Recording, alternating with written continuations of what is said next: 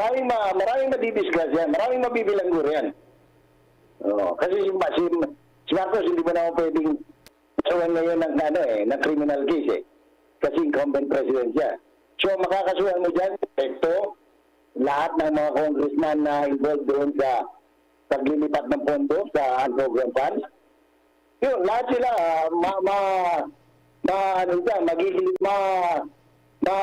maghihilitan ng leg. Yung Pangulo, wala bang pananagutan dito? Hindi ba ito impeachable offense? Pwede. Pero alam mo na, ang impeachment kasi number game yan, no? Kung wala ka namang number, useless mag-file ng impeachment. Sinabi ng batas na automatic meron. At tandaan natin, pinakialaman yung pondo ng PhilHealth, hindi po yung pondo ng gobyerno. Pondo yan ng mga miyembro na sa pilitang kinakaltasan. Sa ayaw at sa gusto natin, kinakaltasan tayo ng PhilHealth dahil mandatory po yan. Tsaka ang layunin yan, malinaw ang sinasabi ng batas para sa kalusugan. Yung pondo nandiyan ba? Yung pondo nandiyan ba? Kasi nga, sabi nila, nilaan para dun sa tulay. Wala pa naman naumpisahan sa tulay. Sa madaling salita, nandiyan yung pondo. Ngayon, kung ginastos yan nila Speaker Romualdez, dahil nilagay nila sa unprogrammed funds,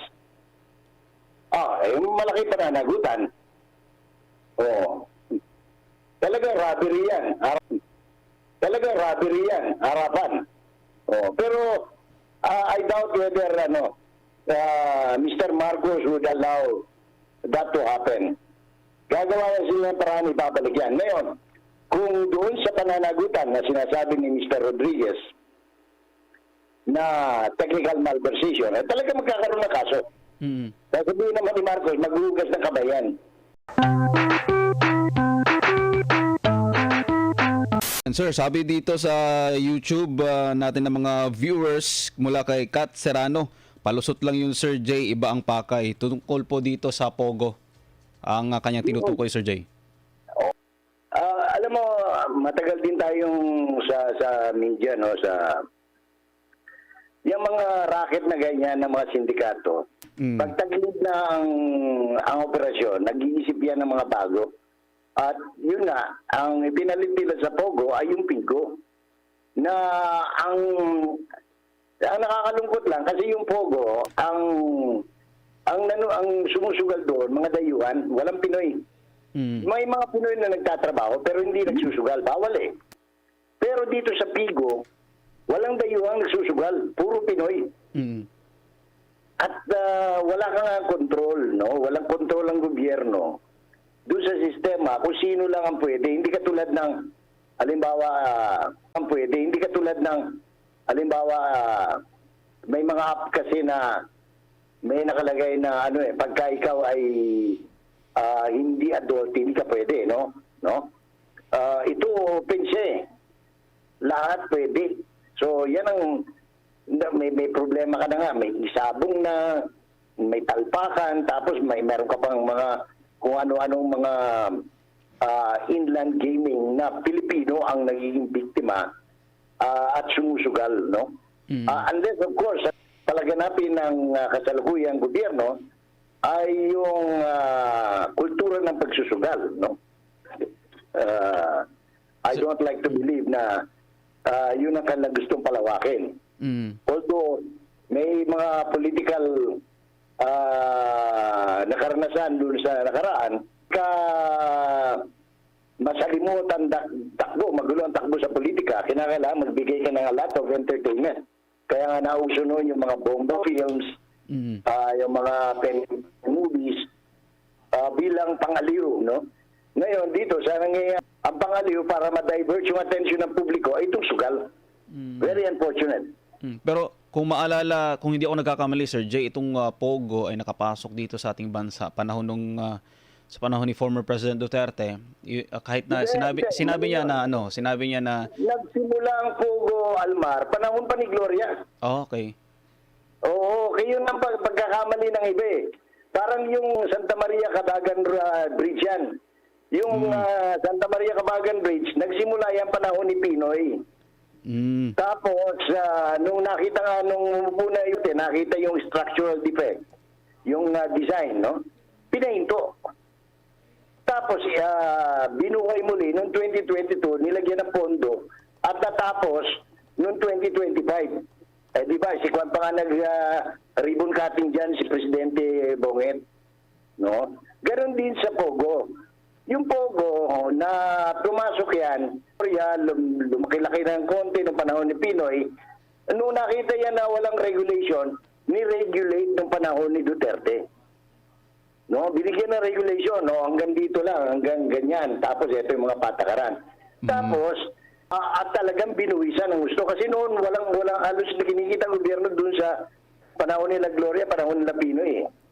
Ngayon, at ginamit siya nung yung kinita riyan, ginamit nung pandemic. Mm. Oo. Tama, oo. Ngayon, sabi, kaya nga nung tapos na yung pandemic, nakabawi na. Maganda yung intensyon ni Marcos nung umpisa.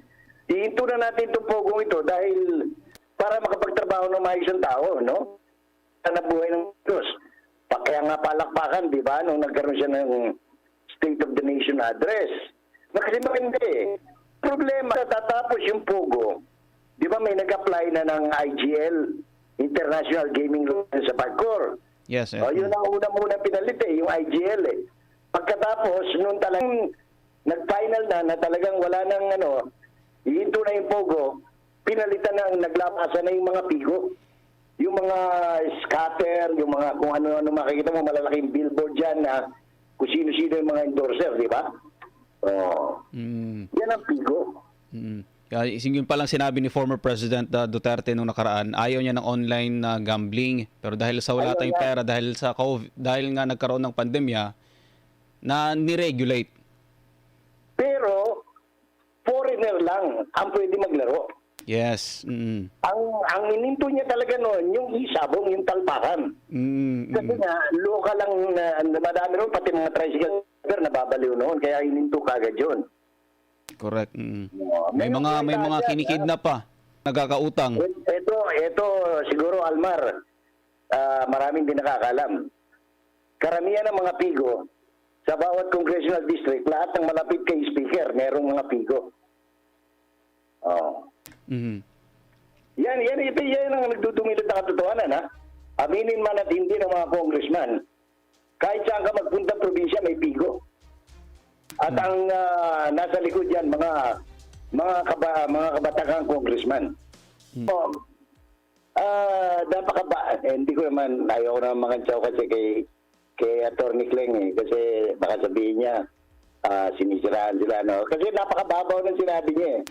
Yung daw, pag nag-advertise daw yung mga pigo, lumalabas yung pera sa sirkulasyon, no? Napaka noon. Parang yan parang STL.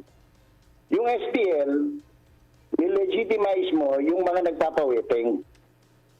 Pero ang totoo niyan, ginagamit ng mga nagpapaweting yung bilang front. In other words, hindi rin kumikita gobyerno. Wala. Dito na lang sa Mindanao yung mga STL, yun ang mga nagpapalasto eh. So, parang yan din ang pigo. Ang pigo, ang masama sa pigo, kasi ang involved, sabi niya, pagka may statistics, Diyos ko, lumabas ka lang dyan sa opisina mo, Kleng, ha? Pero yan, naglalaro ng arena, yung sa basketball. Kaya wag silang ultimo nga yung mga pick-up girls sa Quezon Avenue, tsaka dyan sa Quezon Memorial Park. Naglalaro ng ng pigo eh. Tsaka pinaplug pa ng mga vloggers. Oo. Kasi nga nagbabayad nga eh. Kasi ang target nila maglaro, pero Pilipino. Wala naman dayuhan naglalaro sa pigo eh. Wala. Pinoy lahat. Sabi niya nakakasira ng pamilya. Ito na, isinampol ko na nga mga pamangking ko eh, di ba? Dalawa. Football sa trabaho. Kasi wala nang ginawa, kundi nabaliw na siya sa scatter na yan eh. Tuloy tayo sa ating diskusyon. Oo. Yun nga. Alam mo, itong marami ng maraming problema. At kailangan ito talaga solusyonan kung talagang balak na solusyonan. Otherwise, at saka lumalayo tayo, no? Kuminsan inaaliw tayo nitong mga istorya. Katulad na lang dito sa ito very minor pero ginagawang national issue. Ayun, nangumpisal na yung nang hold up doon sa pawn shop dito sa Davao. Sila talaga pala galing ng Leyte, pinapunta rito para maghasik ng lagim. Kumanta yung isa, yung nahuli. Oo, yung nahuli. Kung kinanta na niya na sila, bukod siyempre, dahil sa hirap ng buhay, binayaran sila. Tinanong, ano ba talaga siya? Ang purpose talaga nila is gumawa ng mga kabalbalan para masira yung mga Duterte. Hindi naman tanga yung mga taga Davao. Pwede yan siguro gawin mo sa Makati, sa San Juan, sa Mandaluyong, pero hindi. You cannot do that in Davao. Simula nang dumating dito yung ito nga nakakalungkot sapagkat nasasangkot pa rito yung mga inilagay nilang mga opisyal ng PNP galing dyan sa kung saan-saan sa Luzon na pinadala rito ni Marbil, ni Romel Marbil, yung PNP chief. Pati yung kanilang bagong regional doctor, Rosete at apelido kung di ako nagkakamali. Lalabas at lalabas, hindi ka kasi pwede rin napakadisiplinado ng Davao para gumawa kang kabalbalan na hindi malalaman eh. May isang interview pa ni Colonel Marantan na para daw siya sa wala daw siyang hindi daw siya napupolitika at tanging layunin niya lang ay magbigay ng seguridad sa mga Davaoenyo, Sir Jay. Alam mo, he has to prove that, no? Kailangan patunayan niya. Kasi from the very beginning, suspect, alam mo naman kung anong background ni Marantan, no? Hindi ko naman sinisiraan siya, pero patunayan niya na nagbago na siya, na matino na siyang pulis. Dahil alam naman ang lahat sa buong Pilipinas kung gaano siya katarantadong pulis, no? Pinatay nga niya kahit senior officer niya. Di ba? Doon sa Atimunan, Quezon. Ngayon, kung talagang totoo yung sinasabi niya, patunayan niya. Kasi kung hindi ba siya, bakit siya pumayag na alisin yung mga bating, yung mga magagaling na pulis at dinala sa Cordillera, sa Catanduanes, sa Mimaropa, kung saan. Yun ang mamatito ng pulis eh. Ginawan lang naman ang ni yung dating regional director dito. Yung magandang lalaki na kamaliwata. Tsaka yung bago yan, Sir Jay, umani din ng batikos wala sa media doon sa Davao, yung naunang interview niya kasi tinanong siya kung mga nanloob doon sa isang pawn shop sa Davao kung organized group ba. Tapos ang sagot niya is organized group daw. So sabi ng media, paano naging organized group yun? Nakamotor, nakabalandra lang yung M16, tapos nung tumakbo tumakas na sila, ay nasiraan pa yung motor. Saan ko nakakita ng getaway motorcycle, tatlo silang sasakay, kundi ba naman, parang grade man yung kinakausap ni Marantay niya, no? Ang kinaano pa ng media doon ay parang parang napikon pa siya doon sa tanong na yon kasi nga daw pinagdidiinan niya na organized group daw talaga yung mga nanloob. Hindi nga mismo yung nanloob na nga nagsabi ngayon eh. Correct. Hindi sila talagang malaki lang ang bigay. Sige mo galing pa tapos manluloob ka sa isang syudad na hindi mo kabisado. Kung organize ka, kabisado mo lahat ng mga pasikot-sikot. At hindi motor na anong tawag nito na may diferensya, tatlo pa kayo sasakay tapos nakabalanda pa yung baby Armalite. Correct. So, pinanganak kahapon dyan sa mga kwentong ganyan, Marantan, bago lang natin pag-usapan yan, Almar, no? Unang-una, maganda yung nangyari dahil ginawan 3 araw na sunod-sunod, no? Siguro, minarapat ng Supreme Court dyan para talagang malinin ang gusto.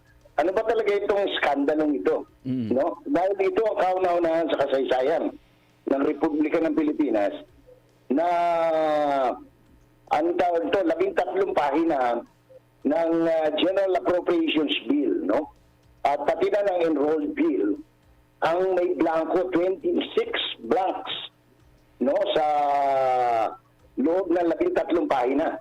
Ngayon lang nangyari, naranasan ko na yung panahon ni Marcos Sr., panahon ni Cory, panahon ni Tabaco, panahon ni Erap, ni Gloria, ni Pinoy. Ngayon lang nangyari yan na grabe sabagay ayaw nating pangunahan ng Korte Suprema, no, kasi baka sabihin na anong tawag niyan, sub judice, no. Pero gusto ko lang punahin muna, number one, tama yung ginawa ng Senado na nagpadala ng excuse letter sa Supreme Court na kung maaari ay iliban sila, no, doon sa discussion, doon sa impeachment. Tama nga naman kasi Almar, kung sakasakali ang desisyon ng Supreme ay pabor na ituloy yung impeachment, sila magiging huwes doon sa Senate. So, kung sasali sila sa talakayan dyan, doon sa impeachment, tandaan mo, dalawang kaso nandyan, no? Yung pinahal nila Atty. Torion, nila Atty. Delgra at ilang pang mga abogado mula sa Mindanao, at saka yung mismong kaso na isinampa ni Vice President Inday, no? Sara Duterte. So, sabi ng ayaw kasing gamitin yung Latin word yuklam, ano ba yung ginamit nila? Basta excuse letter yan na, sir, sabi nila, pwede ba wag muna kami sumali dyan kasi nga senador ko kami, kapag ka natuloy ang hearing, magiging magistrate kami sa tribunal. Tama naman yun, no? So, ngayon, iwan natin yun dahil meron ng excuse letter. Kaya ito sa April 1, 2, and 3, dahil kasama sila sa nag-approve dyan sa scandalous na General Appropriations Bill na niyagdaan naman ng Pangulo. So this is going to be a very interesting oral argumentation dyan sa Supreme Court sa Baguio kasi pagka-Abril sa Baguio na yung Supreme Court nag-session. Pero kung babalikan lang natin, isa sa pinakamalinaw na nangyari dyan sa Supreme Court, yung talakayan sa PhilHealth. Di ba? Sa PhilHealth, malinaw. Walang kaduda-duda. Sabi nga ng Ginoong Rod Navarro, kaduda-duda pare ko. Na talagang sinalbahin nila yung PhilHealth. Yung mga contributor, ikaw, ako, at yung milyon-milyon na nakikinig sa atin ngayon, kasama na mga OFWs na kinakaltasan ng PhilHealth, talagang sinalbahin. Bakit? Number one, sabi nila, sobra-sobrang pera ng PhilHealth. Kaya, iniram daw muna nila, sabi ni Recto, di ba? Para magamit sa ibang proyekto ng gobyerno. Sige, talagay na natin tama yung pambobola nila Recto, no? At saka ng Presidente. Ngayon, paano na ilipat yan? Mismong yung Ledesma, na dating Presidente ng PhilHealth, ang nagsabi, di ba? Kaya I'm sure meron tayong kopya niyan sa statement niya. Nung siya umarap sa Senado, sabi niya, ano bang magagawa ko? Inutusan ako ng cabinet Mismo Presidente nagsabi sa akin, no, i-release mo yung 89 point something billion. Sabi nung Ledesma, yung dating Presidente ng PhilHealth na biglang tinanggal, no, biglang nawala at pinalitan ng bago, no? So, hindi kasi tinatanggi ni Atty. Claire, no? Na may kinalaman ng Presidente dyan sa PhilHealth Kinalaman ng Presidente dyan sa PhilHealth tanga ba siya? Hindi ba siya nakikinig doon sa sinabi mismo ng Presidente na utos ng Presidente? Kaya sabi niya, sino ba ako para tanggihan yung utos ng Presidente? Sabi ng Ledesma. Di ba? Yung PhilHealth President. Ngayon, hindi lang yan. Nung binigyan nila ng zero budget, dito sa GIGA, kasi magkakadikit lahat ng mga isyong ito, Almar, pagdating ng discussion dyan sa korte. May batas. Ang gumawa ng batas, Kongreso. Sa ilalim po ng batas, universal healthcare, merong inilalaan na talaga riyan na pondo. Sa ayaw at sa gusto ng mga mambabatas, hindi pwedeng zero. Yung pong sa isang batas dyan, yung sa tobacco. Sa Virginia Tobacco Act. Porsyento niyan, automatic pupunta yan sa universal healthcare. Kaya po pinasa yan para nga makatulong doon sa kalusugan ng mga Pilipino. Ngayon, kapag hindi mo nilaan yan dyan, nagnako ka na kung sino man yung nagutos noon. Talagang, criminal ito eh. It's a crime, no? To even violate the very law which Congress passed, no? To support the universal health. Kung hindi na makapagpaniwala na yung mismong mga may akda ng mga batas na ito, katulad ni Senator J.D. Ejercito, parang siniper ang bibig. No? Dapat ba nagwawala na siya eh.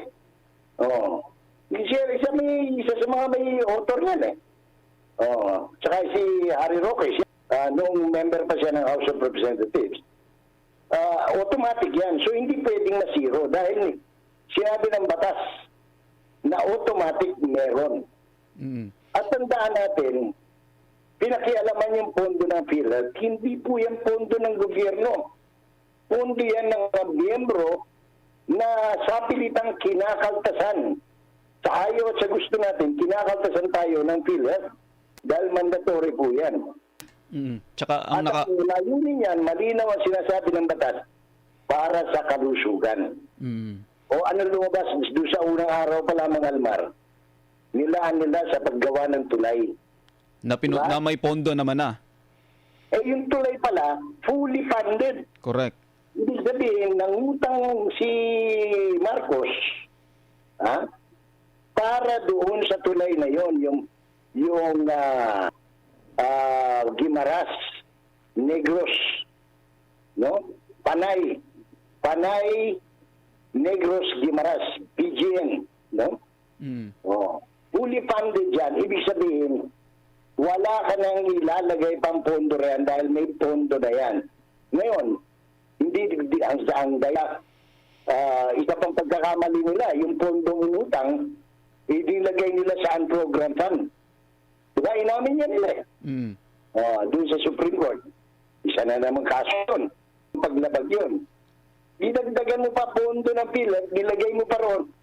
Pangalawang mabibigat na kaso na naman yan. Kaya itong mga pinaggagawa ng cabinet at saka ng Kongreso, can you imagine, you put it on program funds, pondong maluwas usually, para lang magkaroon kayo ng idea sa government budgeting. Ang mga nilalagay po sa program na project ay yung wala pang pondo. In other words, mag-iisip pa ang Kongreso saan lupalop kukuha ng pera para ponduhan yung project. Pero kung yung pondo nandyan na at inilagay mo sa program funds, ninakaw mo. Kasi ba't mo ilalagay yun dyan? Meron na pinaglaanan yan eh. O, di ba? Liwat kanan yung pamibigay nila ng ayuda. Ano tawag ito? Mababawasan yung labi, yung kapal ng labi ni Rector yan kapag nanghimas na siya na rehas na bakal. Kasi siya ang nutusan eh. Although ang atas ay galing sa presidente, ang nag-order ay si Rector. Di ba? So, pagkatapos, yung ding mga congressman na nag-allocate yan, nilagay sa programa, mananagot lahat yan. Yun nga, pinapatawag na nga si Kimbo, sir. Magko-contempt, lalabas yan yung tapang nila kapag ka nakasuhan na. Kinasuhan na sila. Di ba? Tapos nagre-reclam, kinasuhan na sila. Di ba? Tapos nagre-reclam, bakit daw kinasuhan sa ombudsman? Natural, doon talaga kayo kakasuhan dahil hindi naman kayo pwedeng kasuhan sa Supreme Court. Pag krimen ang ginawa mo, sa korte ka. Sa ombudsman, yun ang prosecution ka. Sa ombudsman, yun ang prosecution arm. Tapos tutuloy ka ng sandigang bayan. Di ba? Ganyan ang ano, kaya huwag sila magtanga-tangahan. Huwag nilang gayahin si, anong pangalan ng Congressman Surigao? Na wala naman ako pinangalanan eh. Ace Barbers. Pero kung sila yung maangal, hindi sabihin totoo yung kanilang ginawa na sila'y bayaran. O di mas lalo dyan nabiin ngayon. Tangat kalati eh, di ba? O di mas lalo dyan nabiin ngayon. Tangat kalati eh, di ba? Nagpapaawa na ngayon sa mga interviews. Sinabi ko na nga sa kanya noon, di ba, sa mga post, mag-inahimik ka kasi sobrang yayabang nyo, sobrang tatapang nyo. Alam mo kung bakit? Kasi hindi naman yan, wala naman masyadong tapang yung mga yan eh. They were, binigyan sila ng angas ni Speaker Speaker, pangalan ni Speaker na malaki dyan. Romualdez. Kasi, itong mga ito, mga congressman, mga hari ito sa kanigin ng distrito eh. Di ba? Wala makapagsabi dyan. Pag mali sila, kami lang yung mga tao eh. Kasi, ngayon, nakita yan ni Romualdez, uy, maganda ito, bigyan natin ito ng konti kapangyarihan para ito mga asumuli kapag binigyan natin ng kapangyarihan. Kasi nga, hindi naman sila maapektuhan. Dahil hindi naman ang bumuboto yung national congressional kaso sumobra na sila. Kaya ngayon pinapaalam natin sa mga kung saan sila nanggaling. Halimbawa si Ortega, galing ng La Union. Oy, kayong mga taga La Union, ha? Alam niyo na kung anong gagawin niyo kay fake noise, no? Lumabas din ang kanyang natural kahapon ko. Fake news. Fake news daw.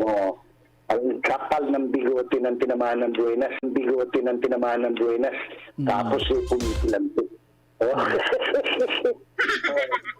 Ay, nako. Tapos, sir, yun nga, nabanggit nyo yung PhilHealth nga kanina. Magpapasalamat tayo kasi naakyat na ito sa Korte Suprema kasi kung hindi ito naakyat dito sa Korte, hindi natin malalaman talaga yung mga ginagawa nilang anomalya at yung sistema mismo ng PhilHealth na gagawa nilang anomalya at yung sistema mismo ng PhilHealth na ganun-ganun lang pala, madaling kunin yung bilyong pesong pondo ng PhilHealth na pera ng taong bayan.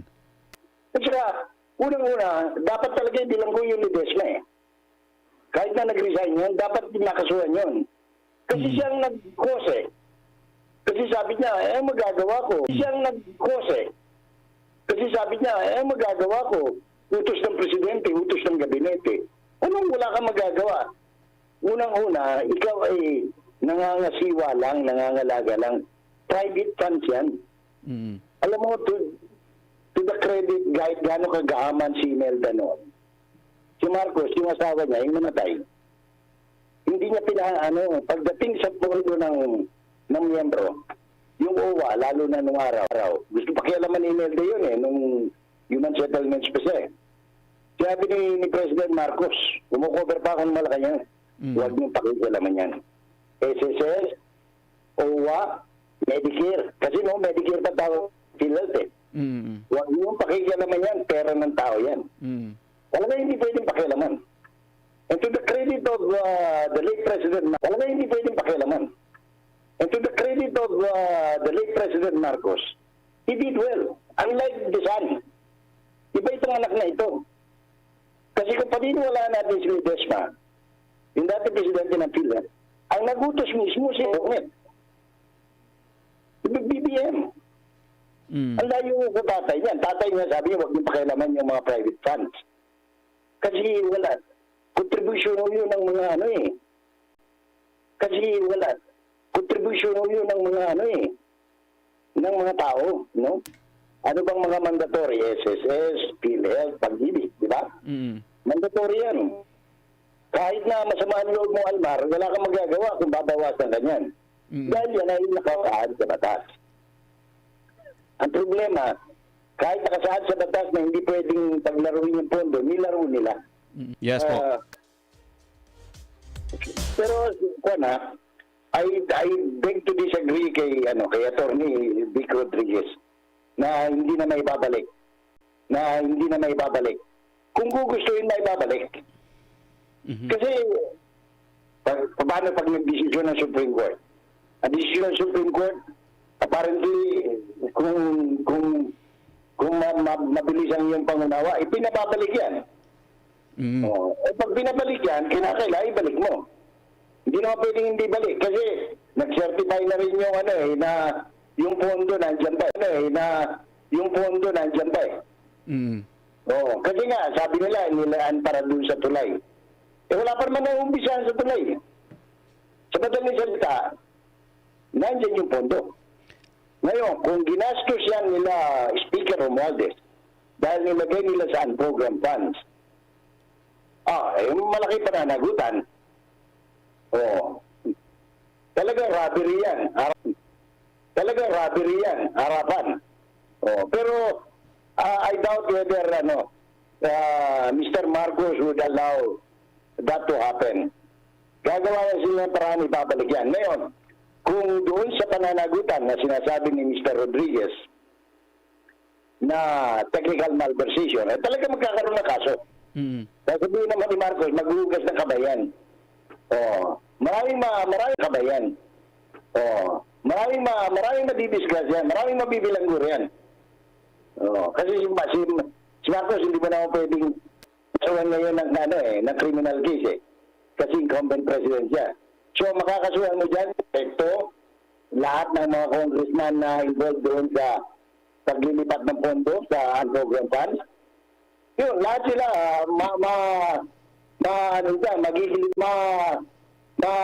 maghihilitan ng leeg. Yung Pangulo, wala bang pananagutan dito? Hindi ba ito impeachable offense? Pwede. Pero alam mo na, ang impeachment kasi number game yan, no? Kung wala ka namang number, useless mag-file ng impeachment. Kasi nadidismiss lang. It will take another year bago ka makapag-file ulit, no?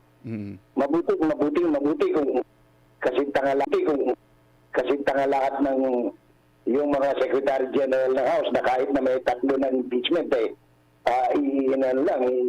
ibinulsa lang nila tapos hindi ginalaw at ibang impeachment ang pinalusot. Hindi naman ganoon yun. Kung may impeachment na complaint against Mr. Marcos, sa dami ng kanyang mga kaalyado riyan, lalo na yung mga hindi pa nauuntog sa katotohanan, malamang-lamang madidismiss yan. Kung malinaw naman sir na merong korupsyon tapos walang hakbang mula sa Senado or sa Kongreso, di malinaw na sinasang-ayunan yung korupsyon. Kinakailangan pagtakpan nila kasi ang impeachment kasi hindi po yan sa merito. Sabihin lang yan. Kaya kita mo nga, kahit na pumirma sila, kala nila, merienda lang yung pinirmahan nila, na-ilusot nila. Ginawa nila yung impeachment, di ba? Ganun ang mangyayari. Ayaw naman natin magsayang ng oras. Halimbawa ako, pwede ako mag-file ng impeachment complaint against Mr. Marcos. But the question is, kung realidad ang aking isipin, malabo makalusot. Dahil sa ngayon, sa naman aking isipin, malabo makalusot. Dahil sa ngayon, sa bilang ng mga congressman na nagbebenta ng kaluluwa, na umamin, na binenta nila kaluluwa nila doon sa impeachment ni Inday, malabo mo maipapa-impeach si Marcos. So kaya doble kayod ngayon si BBM sa pangangampanya sa kanyang mga kandidato para kasi kapag pagpasok ng 20th Congress,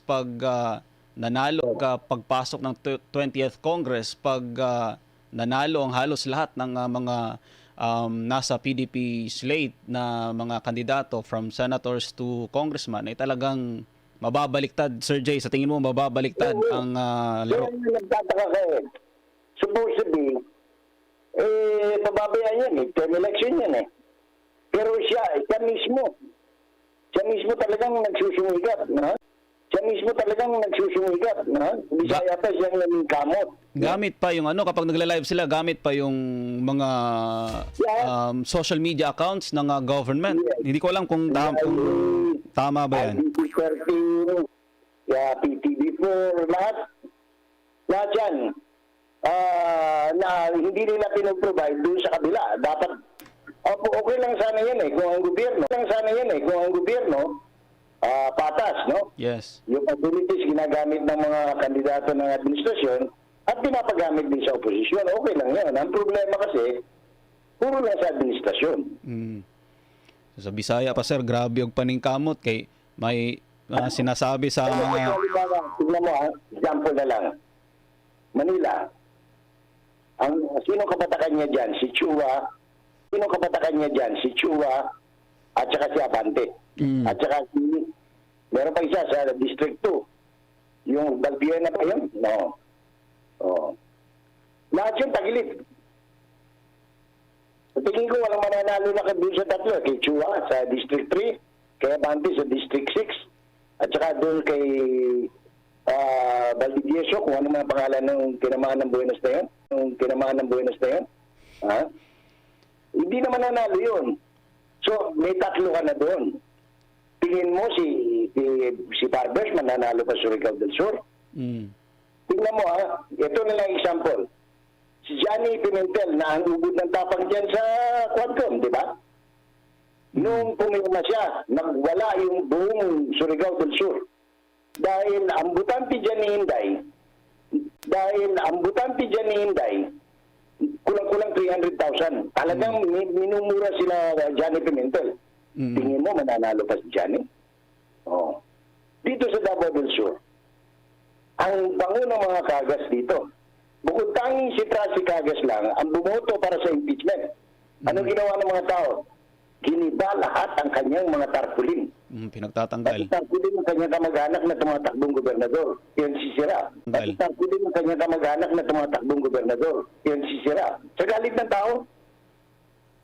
Kasi 32 million yung pumoto kay Inday. Imposibleng wala magalit.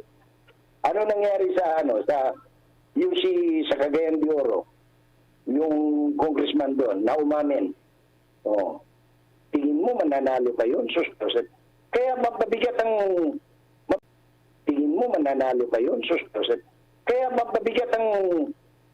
na nangangampanya talaga si Presidente Bonget. Kasi kahit na isipin mo kaway ka ng kaway, Presidente ka, walang pumapansin sa'yo.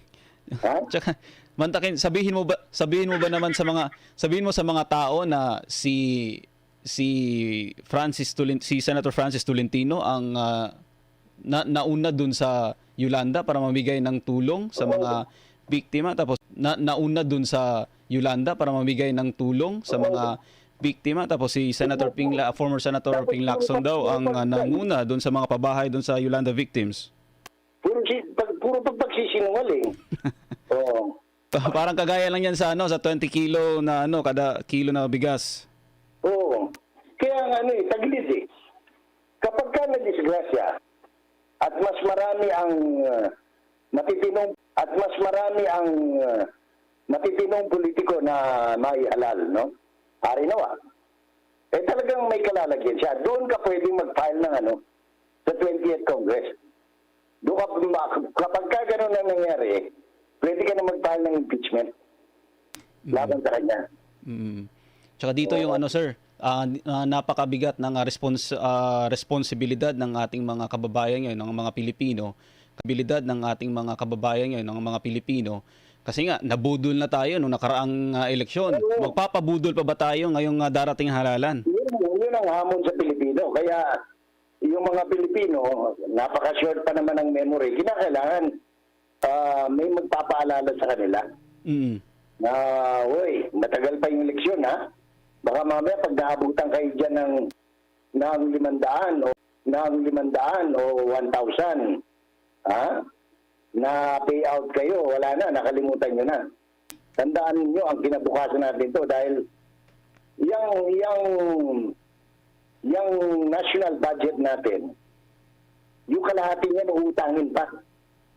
Ang magbabayad niya, yung mga anak ninyo, mga apo nyo na. Yun kaya ako hindi na susurprise bakit talagang kayod to the bones si Presidente Bonget sa pangangampanya na mailusod niya. Kasi ang gusto nila kasi Kaya siya nangangampanya dyan sa mga senador. Gusto niya lumusot dyan. Mm. Kasi pag lumusot sila, nakapag 12-0, pwede lang tanggalin si Inday. Correct. Automatic na pwede lang tanggalin si Inday. Correct. Automatic na matatanggal si Inday. May matatanggal sa pwesto si Inday. At pagkatapos yan, siyempre, ang i-appoint niyang Vice President, tao nila. Mm. Ang i-appoint na Speaker ng Senate President, tao nila. Mm. They will be there forever na. Mm. Tsaka isa pa Sir Jay, sa tingin niyo po ba meron pang kredibilidad yung slate ni BBM considering na nasa panig nila ngayon si former Senator Manny Pacquiao na dati ay talagang bumabatikos at napaka-vocal na nagsasabing magnanakaw ang mga Marcos, sabi pa. Lahat naman yan, puro anti-Marcos lahat eh. Oo, lahat sila, yung mga nasa 12, puro galit kay Marcos nung araw yan. Correct. Oo, parang yung mainstream media yan. Correct. Oo, parang yung mainstream media. Diba? Nung tumatakbo pa lang siya presidente, paano ba siya pakilan na i-address noon? Yung mga, sabi nila, the son of a dictator, murderer, ganun siya pinapakilala noon eh. Oh, tumatakbong presidente yung anak nung magnanakaw. Correct. Nung mamamatay tao. Ganun siya. Pero ngayon, anong ginagawa ng mga... Kasi nasupal pala ng pera eh. Anong ginagawa ng mga... Kasi nasupal pala ng pera eh. Oh. Kaya ang laban talaga rito sa mga nangangampanya, ito tip ko lang kasi hindi naman ako nangangampanya pa. No? Mm. Kailangan gusto ninyo na talagang magkaroon ng pagbabago, kinakailangan landslide. Mm. Dahil, eto nga tataka nga ako, may lumabas. Sinasabi niya, expert sa computer, na itong sistemang ito pwedeng maka. Pwedeng totoo naman. Alam mo, yung anak ko, computer engineering ang kinukuha. Tinanong ko yan eh. Is it possible na na kapag ka nakakabit sa Wi-Fi, sa computer, sa internet, yung counting machine, yung app na yan, pwedeng ma-hack. Sabi niya, lahat ng unit, lahat ng digital platform, pag nakakabit sa internet, pwedeng ma-hack. Vulnerable na. Kay Facebook yan, kay Instagram yan, kay automated machine yan, kay ATM yan, no? Yung mga phishing sa mga bangko, di ba? Yung mga ATM. Kasi naka-on sila eh. Pag naka-on, pwedeng pasukin ng hacker. Correct. Hindi ko nga maintindihan bakit napaka-negative ng reaction ng COMELEC. No? Imbis na, ganun ba? Pwede ba yan? O, tingnan natin paano masusolusyonan yan. Mm. Di ba? Pwede naman kasi na, sige. Pwede naman kasi na, sige. Ganun ba? Sige. During sa butuhan, i-off muna yung sa internet. Bumoto ng bumoto. Pagka i-on lang yan, pag itatransmit na yung result. Di tapos, wala tayong problema. Di ba? Kasi habang nakakonect sa internet, lahat ng bagay pwedeng i-hack. Correct. Basta dumaan sa computer. Lahat. Pero ang sagot ng COMELEC, sir, ay pagsasampa ng kaso. So ako nagtataka lang, bakit sila ganun? No? Kaibigan ko pa naman si Mr. Garcia, si George. Na-surprise ako sa totoo lang. Mm. Bakit ganun ang reaction nila? Kasi kung talagang layunin mo, linisin ang COMELEC, no? Sa yung sistema. Kasi yun ang narinig ko nung manumpas na bilang bagong chairman. Dapat lahat ng panig, pinapakinggan mo. Lahat ng makakatulong, pakikinggan mo. Di ba? Hindi naman sinabi ron, hindi naman inakusahan ba siya ng Vice Mayor na meron silang binabalak na sabutahe? Wala naman, di ba? Meron silang binabalak na sabutahe? Wala naman, di ba? Ang sinasabi lang ng Vice Mayor, bilang eksperto, ang karanasan po namin at ang pagkakalam ko ay kapag ka nakakonect sa internet, ang isang counting machine pwedeng pasukin ng hacker. Mm-mm. Tama naman. No, wala pong argument dyan. Anybody who understands computer, who is an expert in computer would know na tama yung sinabi ng Vice Mayor. Ngayon, kung bakit sila aligaga at parang sinusunugan ng sinisilaban ng puwit at nilalagyan ng siling na buyo yung butas ng puwit, hindi po natin maintindihan bakit gano'n.